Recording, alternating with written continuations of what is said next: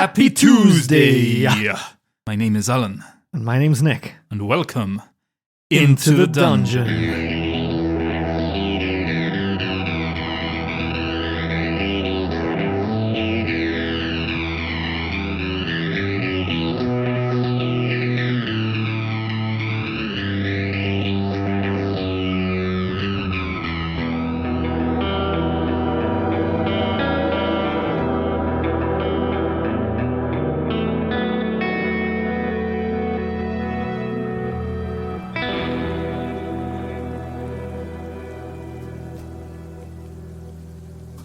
This week we find ourselves high up in the Sword Mountains, where Shrew's Shrubberies have taken respite amongst a small enclave of trees.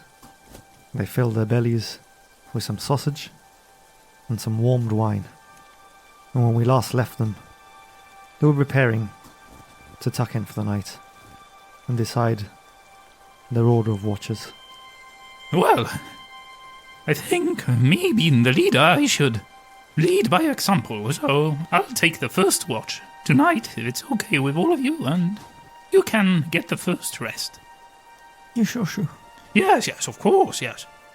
It's no problem. And I think, who's gonna make the way up this dreadful mountain anyway? I think it will all be fine. As long as the dragon doesn't make a show. No, we are well hidden. Well, I'm not going to argue, mate. Time to tuck her in. Are we spooning, or what is it we're doing to keep warm? I'll let that up to you. Caspus looks quite fluffy. Caspus is bunking with me. But perhaps you've got a point. Perhaps we should huddle together. What's Shrew doing then? Is Shrew staying awake but staying with his companions, or are you going off to keep watch from some sort of vantage point? Well, yeah, probably better that I leave the immediate area, because if we have a fire going on here, it's going to be hard to see outside of our enclave or of our enclosure, little hole that we have here. So I'll cast Pass Without a Trace first, in an attempt to hide my tracks in case there's any stalkers out there. Okay. And then I'll try and find a vantage point, somewhere where I can overlook our encampment and the surrounding areas. If it gets too cold, I'll probably just go back inside. But I would like to try and withstand the cold as much as I can. Okay, I would say you'll be able to withstand it for about an hour or so before you have to go in and out to warm yourself a bit. In terms of vantage points, because you're in a kind of an enclosure of trees, if you wanted to see outside, you need to climb over one of the trees near the entrance where you came in from, and that will give you a good view of the trail that you followed here. From what you can see, the trees extend up to the cliff face, and it's a sheer climb from there, so you can take an educated guess that nothing particularly stealthy is going to be able to make its way down unnoticed through that route. Yeah, I want to attempt to climb one of those trees then, get a better vantage point, see how that goes. Okay, give me an acrobatics or athletics check. Okay, starting strong. That's a 17 plus 4. Yeah, without any problems at all. Even with the snow and the frost, you're able to pull yourself up. Are you climbing up the tree or up the cliff face? No, I'll climb up a tree. So yeah, you're there without any issues whatsoever. Sort of climbing like cliffhanger, you're holding on with your fingers and then with one hand pulling yourself up and grabbing with another. The power of the gauntlets. Looking over your shoulder to see if Fabian's looking at you. Is he looking? He's fast asleep. Damn it. Well, a tale to tell, no doubt, about my heroics and my epicness of climbing a tree. Once I'm up there, I want to perceive. I want to keep an eye out, see what I see. Alright, roll me a perception check then. You're wearing your goggles of the night, yes? Yes, of course, yes. That's a total of 17. Okay. So as your watch begins, your party huddles around the small crackling campfire, seeking warmth in the biting cold of the Sword Mountains. The night is silent, save for the occasional gusts of wind, which make the nearby pine trees shiver, almost with a eerie melody. as if the forest itself was whispering. But your watch continues, and nothing of note happens. Very good. Is my watch over then? Yes. I've been coming in and out, I imagine, up and down the tree. Yeah. Alright, so I make my last descent down the tree and wake up the next person. I'll say Fabian. Wake up, Fabian! It's your turn. Already? Yes. Nothing to report, nothing of note. It's been a fine watch. Excellent. No sign of the dragon, I take it? No, none whatsoever. Anyway, I'm going to lie down and good luck. Thank you. So Fabian goes off to take watch. I want to squeeze in between Fenna and Caspus, slightly kicking Fenna away because I want the warm embrace of furry Caspus. And Fenna puts an arm around you. I kind of reach to it, take it off and fling it away. A bit uncomfortable here. It's a bit... Why don't you move, scooch over that way a bit? Shrew. And she embraces you again. Well, okay. So Fabian's going to take his watch. He's leaning against a tree, shivering. Give me a perception check for him. That's a natural one. Natural one. Yeah. Oh dear. Poor Fabian. So some time passes. Fenna starts stirring. She sits up, looks around. Where's Fabian? Shrew. She starts to shake you gently. Ice dragon. Ice dragon.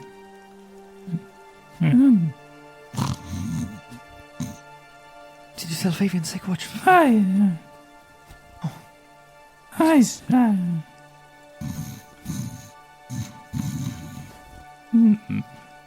Fenna gets up and starts making her way towards the entrance to this small enclosure that you're in. She finds Fabian fast asleep, looking quite pale. Fabian, are you right? Fabian, snap out of it. Fabian? Oh, Fenna, I was just resting my eyes. How's it come for you? Did you fall asleep? Seriously, on a watch? It's so cold here. Oh, you should have come to warm yourself by the fire. Go cuddle up to Caspus and Shrew. Warm yourself up. I'll continue. And Fabian drags himself near the fire, shivering uncontrollably. With his reach, he spoons Shrew with enough stretch from his arms to also embrace Caspus. Starts shivering uncontrollably as he starts to warm. Give me a perception check, with disadvantage for sure. That's the most ridiculous roll I've ever done for such a ridiculous check. 19 and natural 20. Oh, wow. You notice this icy touch brushing against your face as he's trying to cuddle up to you both. And you can feel the shaking. This doesn't feel like Fenna. What? What's it? Fabian! Oh, Shrew! What are you doing? Why? It's cold. Why are you so cold?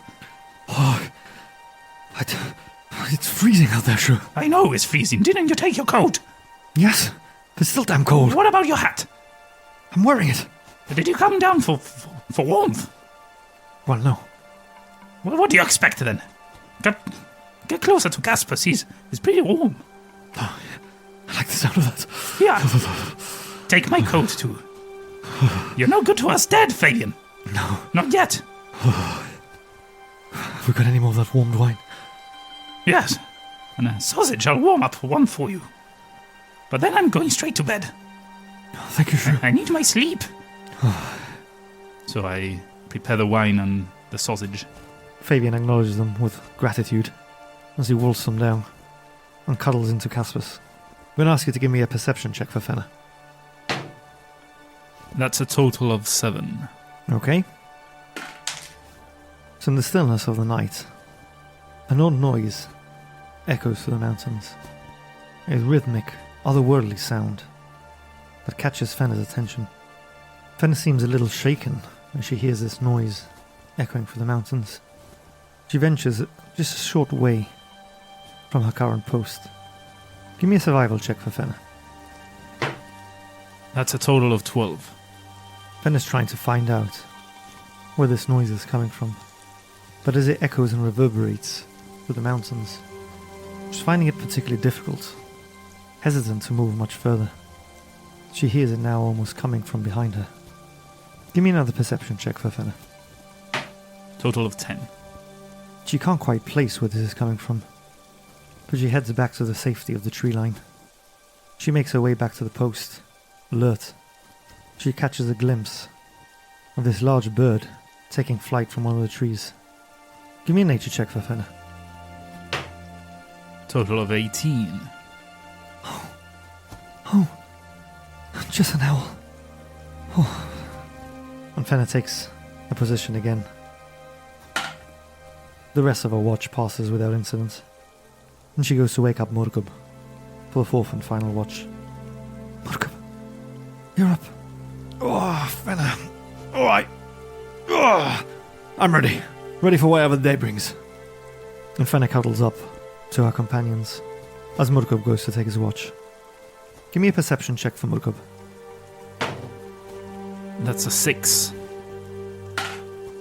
Fortunately for Murkub, his watch passes without incident, and so as the first light of the sun touches the peaks of the Sword Mountains, Murkub goes to stir his companions from their slumber, as the sky above is now ablaze with hues of rose and gold, and the night's frost clings tenaciously to the land, glistening like a myriad of diamonds upon the blanket of snow that adorns the landscape. Alright, rise and shine, beautifuls. Let's go kill that damn dragon. Up we get, come on. Oh, yeah. Well, good morning, Murkub. I love your enthusiasm in the morning. Let's have some breakfast, though, first. It's no good hiking on an empty stomach, no. Well, we better get moving quickly, because the sun sets quite early up here, you know. We don't want to be taking too much time. Oh, okay. I mean, you are the expert on these mountains, so we'll follow your cues. Oh, okay. Let's have breakfast on the go, then. Cold sausage. I've got some badger hair in my mouth. What have you been up to? Just snuggling up to Caspus. Quite the bedtime companion. Indeed, it's like a big old warm blanket. I hand out some sausages and start packing our stuff so that we can get going as soon as we can, like Murkub said. The chill air bites at your faces as you emerge from your cocoon of coats and blankets, and you exhale clouds of mist that hang briefly in the frigid morning air, before dissipating into the vastness of the mountains. Your campfire now a mere bed of smouldering embers. The pine trees which watched over you stand stoically as Shrew shrubberies gather their belongings. The needles dusted with the frost of the winter night almost seem to acknowledge you with a gentle sway of the breeze. Sword Mountains shrouded in mist and mystery stand tall and proud, their peaks piercing the heavens like the spires of forgotten realms. And so our heroes, Shrew Shrubberies, venture forth once more into the embrace of the frozen wilderness and the icy challenges that await them. What's your marching order? Fabian will go first, followed by Fenna, Caspus, Murkub, and then me. Seeing as Fabian is leading the way, I'm going to ask you to give me a survival check for him. That's a total of 6. Does he roll with advantage? No, because he knew where north was always, right? With his bow. That's correct. So that didn't give him advantage or anything. No, he just knows which direction north is. And so Fabian leads the way as you traverse the frozen wastes of this mountain. After a couple of hours, the snow-covered path gives way to patches of ice that gleams like shards of glass in the dim light. The air carries a biting chill. The ground beneath your boots betrays the telltale signs of an imminent challenge. An ice patch, hidden beneath a deceptively thin layer of snow, catches you off guard. One by one, it tests your footing cautiously, realizing the slipperiness beneath. The trail ahead has turned into a precarious dance as you and your party attempt to navigate the icy patches, the frozen ground demanding a delicate balance between caution and progress.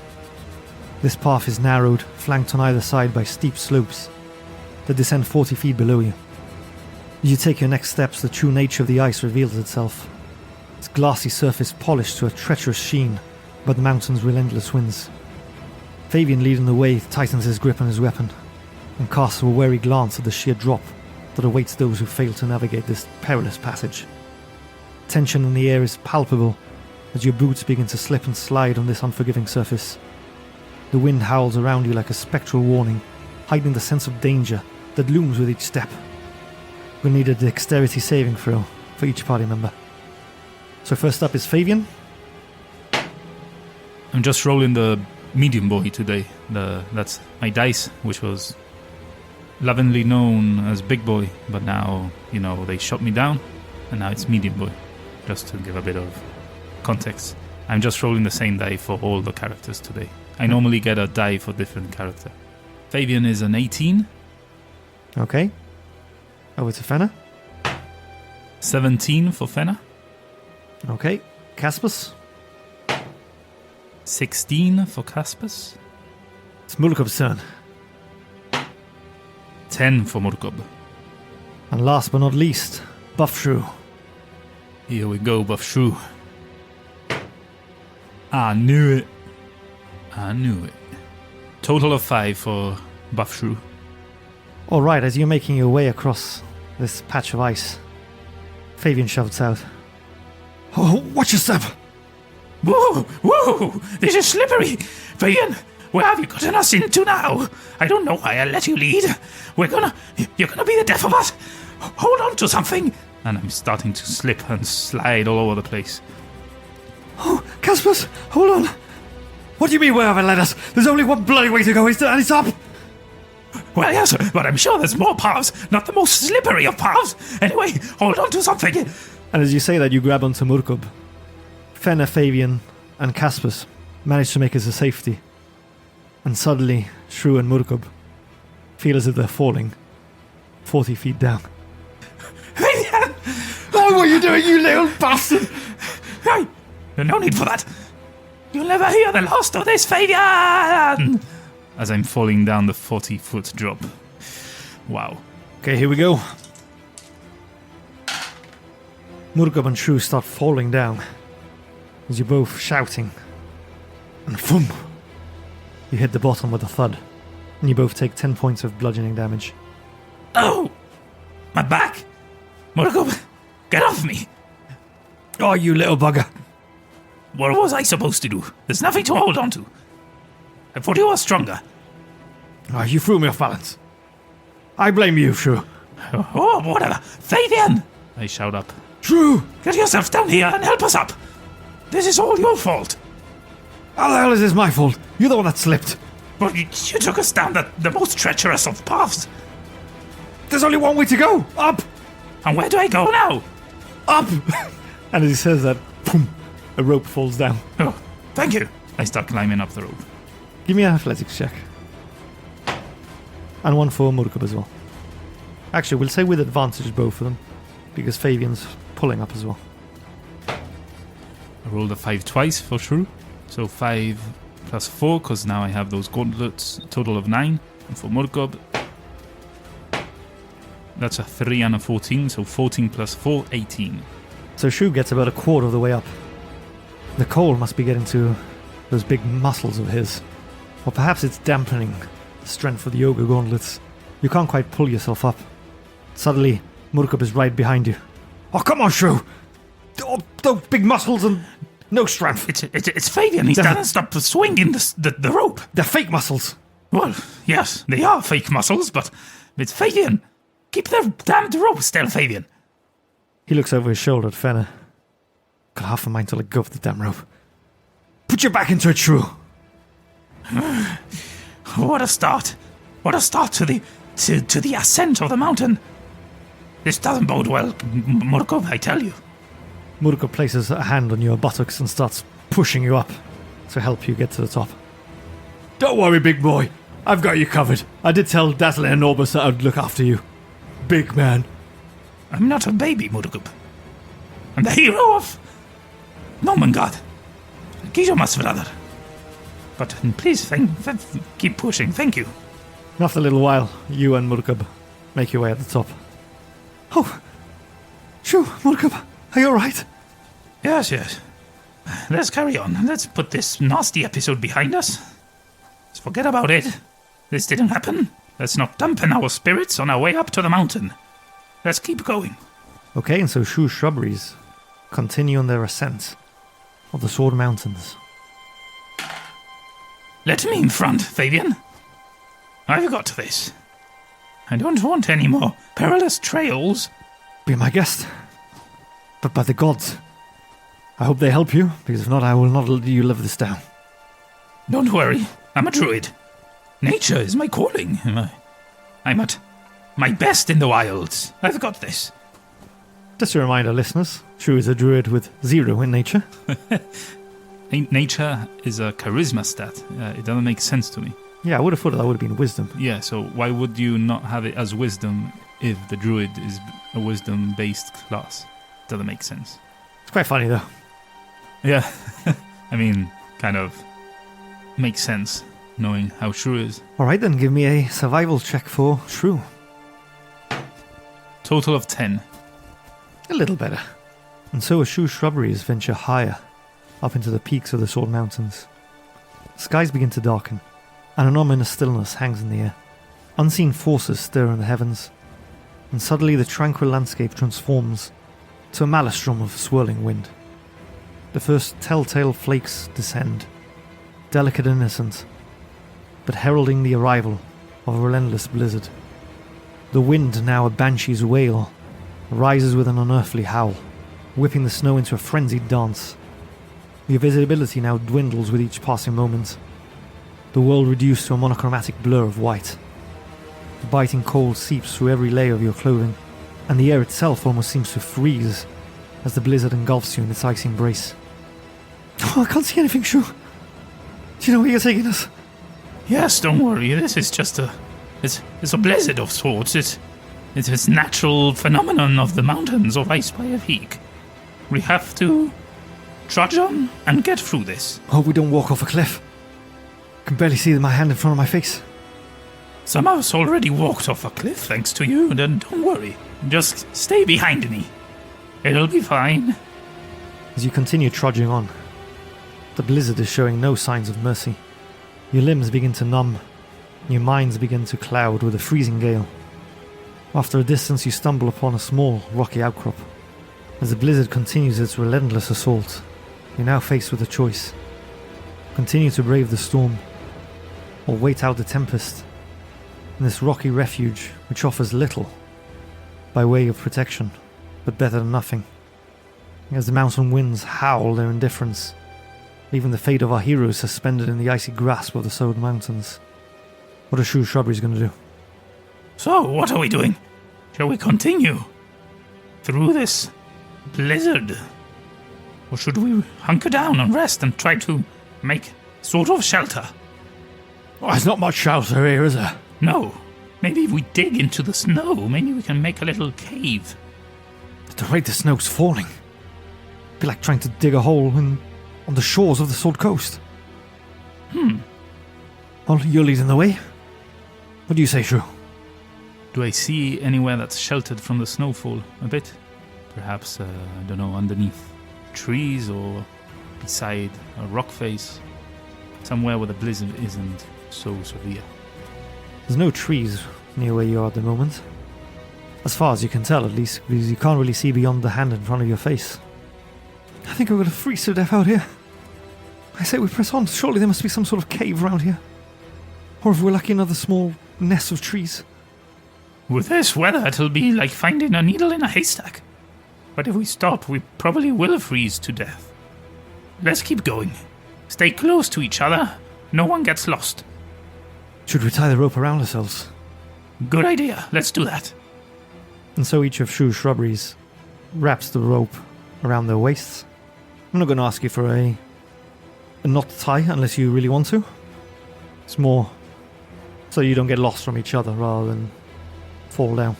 Yeah, we're holding onto the rope as well. It's not like it has to be super tight or anything. Yeah, just wanted to check, because if you want to tie it and one of you walks off a cliff, Yeah. We're all That could going be down. the end of the campaign. Alright then, give me a survival check, please. Total of 19. As Shrew leads the way, battling through this tumultuous blizzard, as you begin to feel battered and weary from the cold. As fate would have it, you stumble upon a hidden sanctuary, in the form of a very small cave nestled within the frosted embrace of the Sword Mountains. You can just see it now, about 10 feet in front of you in this blizzard. There! I found a cave! I've led us to safety. Well done, Shrew. You're welcome. Now, hush down, in case something else is making shelter in there. You're right. Let's go slowly and quietly. As you approach, the entrance reveals itself.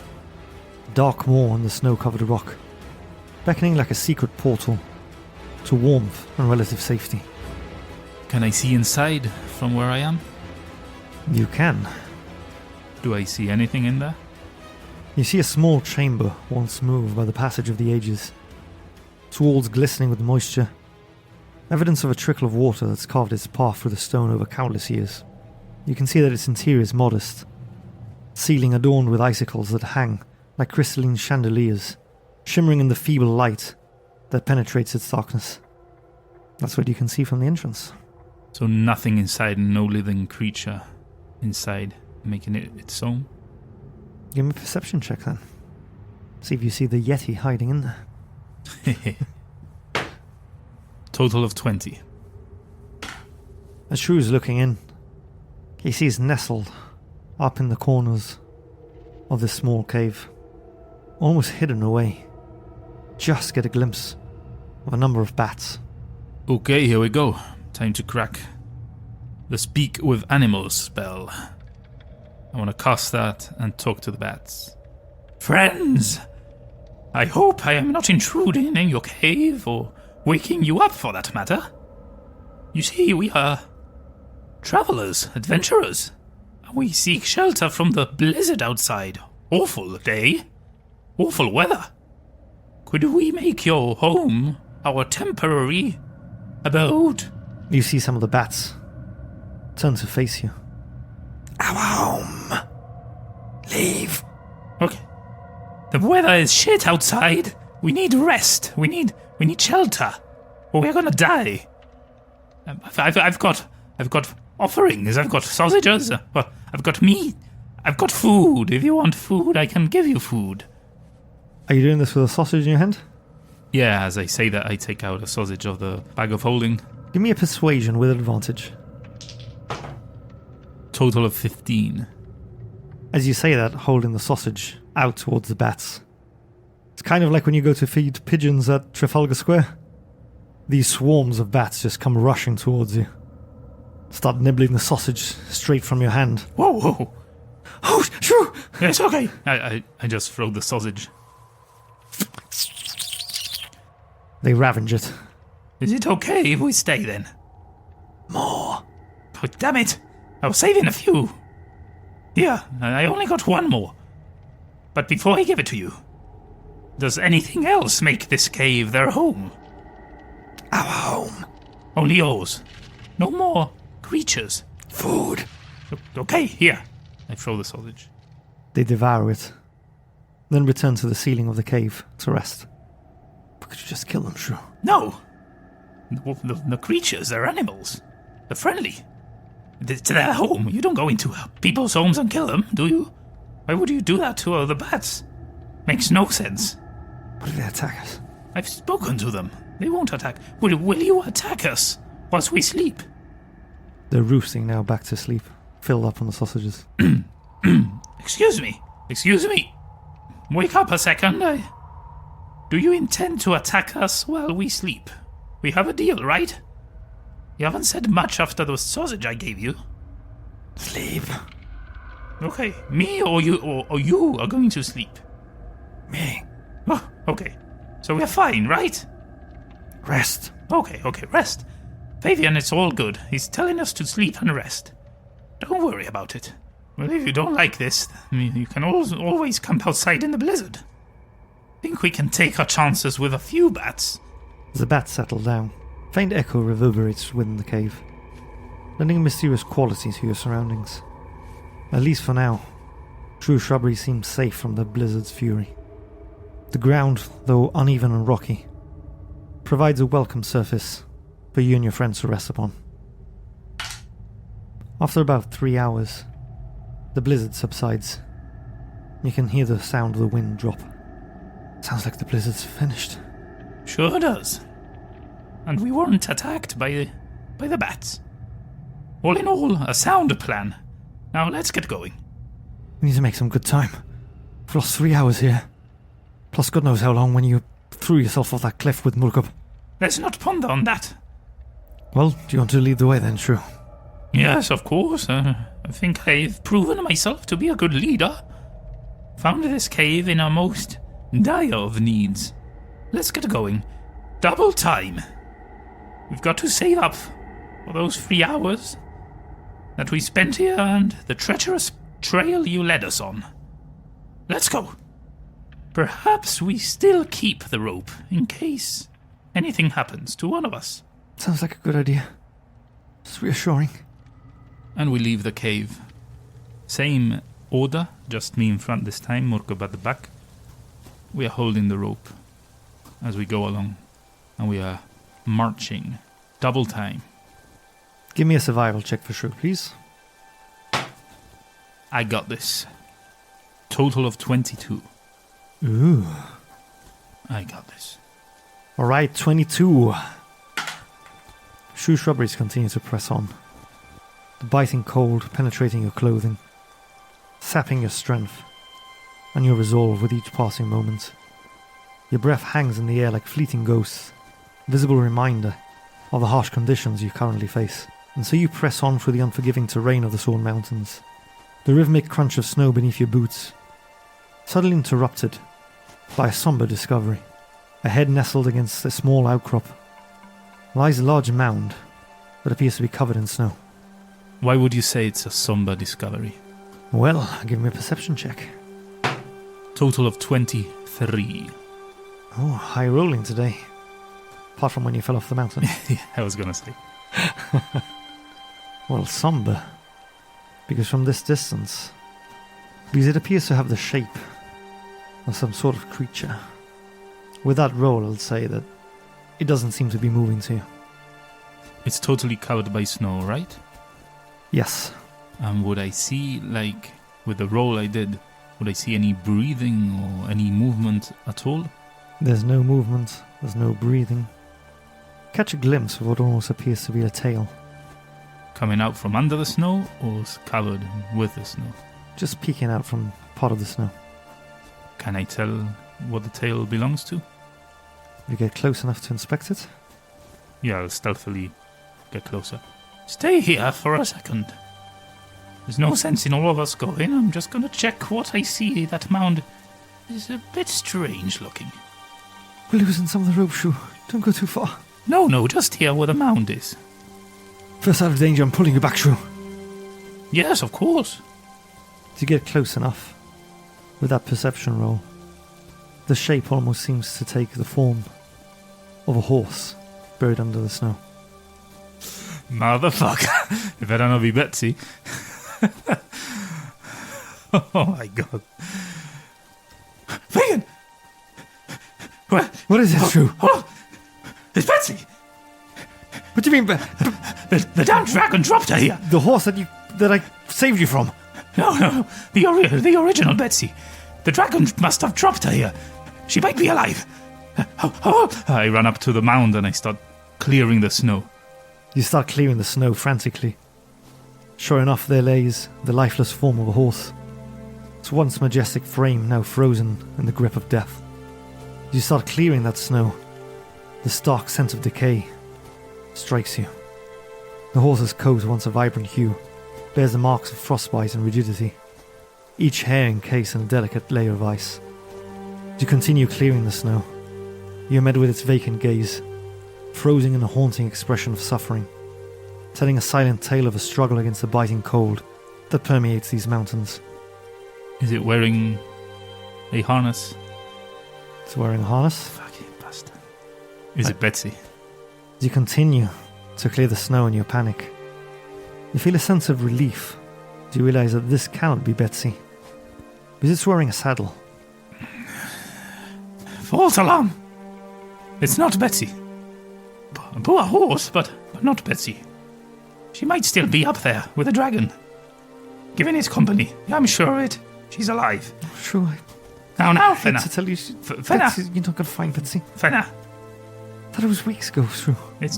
She's... The dragon carried her off. Yes, as a companion. As a pet. Of course. It's lonely up in the mountain. It needs entertainment. It needs a little friend. Now, let's carry on. What do you think the damn dragon's going to be doing with a horse, Shrew? You think the horse is going to juggle for its entertainment? It's gone. He's right, Shrew. Never lose hope. Never lose hope. Let's go. As you get up, something catches your eye on this horse. You notice that it's wearing saddlebags.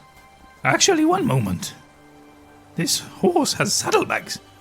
Perhaps we find something in it. I want to investigate the saddlebags before I open them. I want to try and see what's inside without actually opening them up or touching them, in case, I don't know, they're trapped. Can I check for traps in the saddlebag? On a dead horse. Yeah, I mean, what killed it? Maybe it was one of the traps misfired. I don't know. I don't want to take any chances. I just want to look at it, see if it's safe. It's apparent to you that this horse died from cold, given the frostbite that I described before. You don't need to do much investigating from a distance, because you can see that there's a number of torches attached to it. What appears to be a crowbar. And the saddlebags actually seem to be quite full. Okay, so I take the crowbar, because you never know when you're gonna need one. And I also take the torches, because you can also do with extra ones. And then I'm gonna open the saddlebags.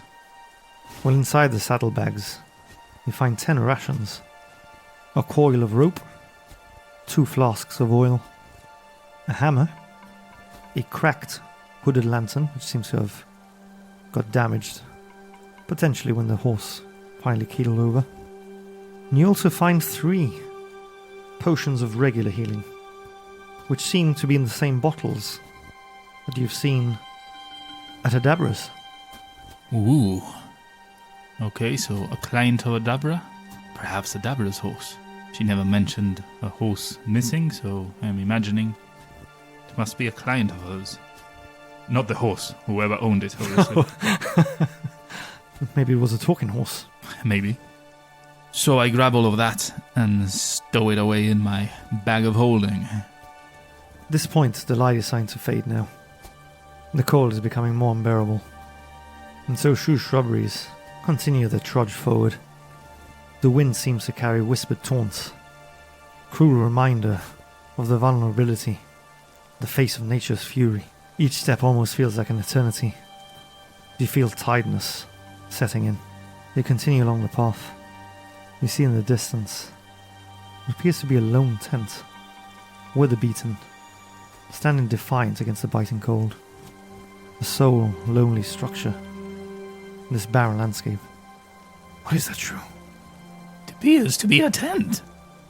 Is that perhaps where the horse came from? From a tent? You think a horse was camping? No, I think that perhaps the owner is camping. Oh, Perhaps the horse got lost in the blizzard.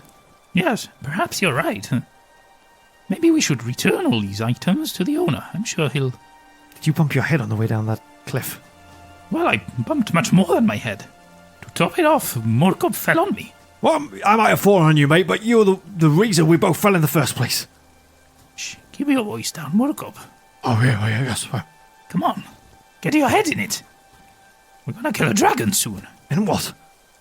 In the situation we're at. Oh, We don't want to go up the mountain and you shouting around. Announcing yourself to the dragon. You might want to keep your own voice down, Shrew. As Fenna looks nervously up to the sky. Yes, you're right. Anyway, let me investigate the tent. Stay back. Again, no sense in all of us trudging along, making noise. I'll see if it's safe. Fabian draws his sword as Murgo brandishes his scimitar. Be careful, Shrew. This looks strange. Yes, it might look strange, But if there is a poor person there, what do you think they are going to think is approaching them? A band of brigands. Assassins. Put your weapons away. There's time for that. Are you sure about this, Shrew? I'm sure. When have my instincts failed us? Fabian was sheathing his sword again, but just as you say that, he starts to unsheath it again. Fabian, come now. It's a tent. We found its horse. The saddlebags had nothing strange in them. You know, a hammer, potions, oil, normal stuff. A crowbar? Well, a crowbar. You're going up a mountain, you take a crowbar. As you wish. And he sheaves his sword again. You can put your hand on the pommel, but don't unsheath it yet. So what's Shrew doing then? Want to get closer stealthily? Alright, give me a stealth check. I'm going to cast Pass Without a Trace. I cast it so that I get my companions as well, so they are under the influence of the spell. Okay. But at the moment it's just Shrew that's stealthing, so I just need one check. Okay. Total of 26. And so Shrew approaches cautiously. You note the eerie silence that envelops this makeshift camp. You can see from this distance now that the fabric, once vibrant, bears the scars of the unforgiving elements. As you get closer, the air bears a strange smell, one that you've become familiar with in your adventures. There's the ominous stench of death. Give me a perception check. 18. Recognizing that smell, start looking around, cautiously. You notice a body, about 10 feet away from the tent, off to one side, half covered in snow. The victim lays clad in tattered furs. You can see an arrow embedded in his chest. Seems like this was a rugged, sullen brute, but he lies there, in the cruel irony of death by cold steel, in a land already gripped by the icy fingers of the cold mountains. Can I tell if this corpse belongs to an orc or a human? This looks like a human. Can I tell what kind of workmanship this arrow belongs to? This looks like a decent arrow to you. It doesn't look like a crude, orcish weapon, nor one that you're familiar with from goblins. It looks like a rather regular looking arrow. Do I see anything else inside the tent? Any belongings? Well, you haven't looked inside the tent yet. This looking. is somebody on the outside.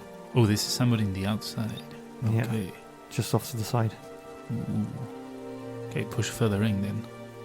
Want to get into the tent. Or peer into it at least from the outside. Within the tent, a morbid scene unfolds. 3 lifeless forms lay sprawled across makeshift bedding, their throats cruelly slit as they slept. You see the pale faces of 2 women and 1 man, staring blankly into the abyss. The tent's interior seems to absorb the weight of the tragedy, casting a pall on the frigid air. The woman has her red hair that has been pulled back into a ponytail. The other woman seems rather muscular, with black hair and cold blue eyes, wide open. The man seems rather unshapely, as if his best years had been behind him. Do they look like freshly killed people? It doesn't look like they were recently killed, as in like today. They seem to have been dead a while. What kind of clothes is the man wearing? Lavish, rich clothes or more like tatters? Makeshift leather armor. They all look like warriors or, you know, explorers. No one looks like a noble or anything here, right? They're dressed in a manner that you would associate with bandits or mercenaries. Okay. Can I search the tent a bit? Give me an investigation check. 12 total. Other than their clothes, they don't seem to have anything of value. Not even weapons at this point. But something does catch your eye. The woman that has the ponytail. She seems to be holding a piece of parchment. And around the tent, I haven't seen anything. Does it seem ransacked? It does. It seems as if they were killed in their sleep, but then the place has been ransacked. Okay, can I pick up the parchment? You pry it away from the cold, rigid fingers. I'm sorry. I'm a bit curious by nature. What does this say? You open up the parchment. There's few words on here, written in common, but there's a scent that carries a weight. It reads, "Final warning. Leave these mountains or pay in blood." And stamped at the bottom of this note is a 5-headed dragon. And that's what we're going to call it a session. Okay. What am I getting into here? Okay. Take it easy. Gotta breathe. I can feel the tension in the studio here tonight. What's going on? What's going on this mountain? What Shrew getting himself into here? Is this part of the original Dragon of Icespire Peak? Oh no, we left the original Dragon of Icespire Peak like 60 episodes ago. Okay. So the things get deeper and more curious. Okay. That they do, and we really hope you've enjoyed tonight's episode as much as we've enjoyed playing it. But if you want some more, why not visit our website www.i2td.com. We've got links to all our good stuff, including a blog, which I think is a little neglected at the moment. We need to put a nice update on there. And also, of course, as we say every week, our link to our Buy Me a Coffee page, where you can join up for one of our membership tiers, or perhaps even purchase an item, which by doing so will allow you to take part in the stories we tell and shape the adventures we play. If you cannot donate or join one of those membership tiers, do not worry, you can still help us out tremendously by liking, subscribing, sharing our content, following us on all our social media. You can check it all out at i2td.com as well. And why not leave a review on your favored podcast player? That would help us a lot, and we thank you very, very much for it. That we do. And you know where that brings us to? Yep, the end of the episode club. The last one standing. Where we give you a password, you use it in a comment section somewhere where you can find us, and then we decide who is the week's Elquillo Masfrada. The winner will get their comment posted on Discord, so if you're not in Discord, join us there. And you'll also get the title of Elquillo Masfrada for a week. It's not much, but it's the taking part and fun that counts. So do you have a password for us this week, Nick? I sure do. Then tell us, why are you holding up, man? It's no problem, man. Is that it? It's no problem? It's no problem. I love it. It's no problem. So there you go, that's the password. Just use it as you see fit, and we'll read them and see which one's our favored one. So yeah, look forward to seeing those. And without further ado, I think it's time to bid you all good night and farewell. And we hope you join us next time as we delve Into the dungeon.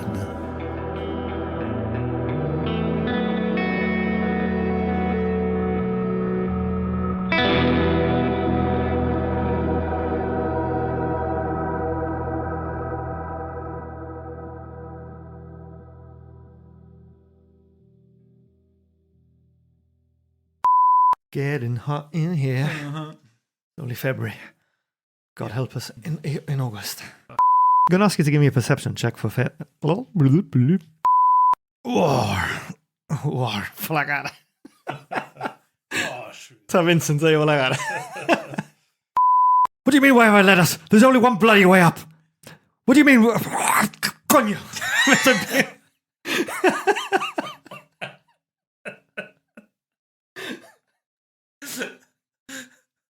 Es que me estoy tratando de meter con character de como está panicking, cabreado. Travelers, adventurers, and we seek shelter. It's lonely up in the mountain, and it needs entertainment, and needs a little friend. Now, let's carry on. What do you think this is, Shrew? Shrek? Don't give that.